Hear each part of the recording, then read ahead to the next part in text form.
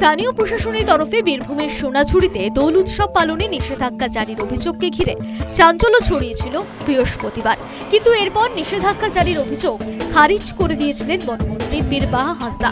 বসন্ত উৎসব পালনে কোনো নিষেধাজ্ঞা জারি করা হয়নি বলে জানান।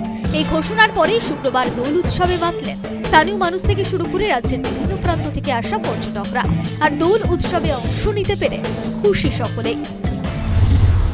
প্রথমে তো খবরে দেখছিলাম যে হবে না, তবুও আমরা এখানে এসেছি। এসে আসার পর দেখি সব যেমনকার নর্মাল সব কিছুই হচ্ছে আর কি। আমরা ধাত্রীগ্রাম থেকে আসছি, কানলা থেকে। ভোর 4টার সময় বেরিয়েছি বাড়ি থেকে। বেরিয়ে আমরা খুব খুশি, খুব আনন্দিত।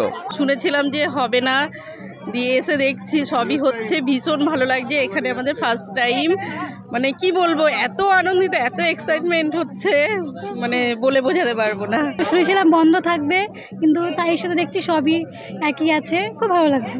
আবার সবার মতো নিজেদের মতন পেয়ে খুব আনন্দ হচ্ছে। আমার এটা ফার্স্ট টাইম, খুব ভালো লাগছে। সারা বছরের একটা অপেক্ষা থাকে, যেহেতু শান্তিনিকেতনের দোল বিখ্যাত, সেই জন্য এই শান্তিনিকেতনে এসে সেই দোল খেলতে পেরে বা আবিরে অংশগ্রহণ করতে পারে সোনাঝুরির হাটে এসে আমরা খুব আনন্দিত হয়েছি। সবাই মিলেমিশে একাকার হয়ে গেছি এবং মনে হচ্ছে আগের সেই পরিবেশ ফিরে এসছে। বসন্ত উৎসবে যখন মাতুয়ারা সোনাঝুরি, তখন রঙের উৎসবকে ঘিরে বিতর্ক সৃষ্টি হলো রবীন্দ্র সরোবরে। প্রাকৃতিক পরিবেশের ভারসাম্য রক্ষায় দোল এবং শনিবার হোলি উপলক্ষে বিকেল 5টা পর্যন্ত স্থানীয় মানুষের প্রবেশাধিকারের ওপর নিষেধাজ্ঞা জারি করেছে প্রশাসন।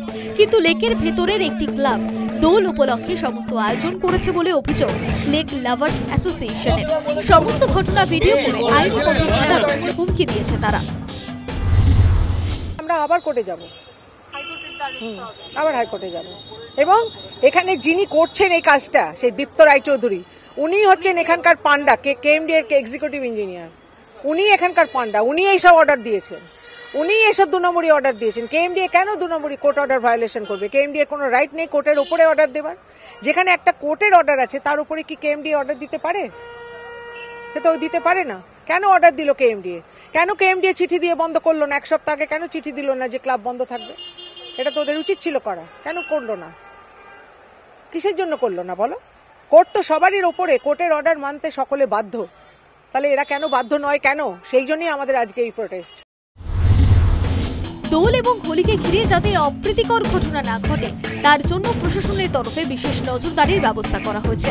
কিন্তু তার মধ্যে রবীন্দ্র সরোবরের ঘটনা নতুন করে তৈরি করেছে জল্পনা। News time.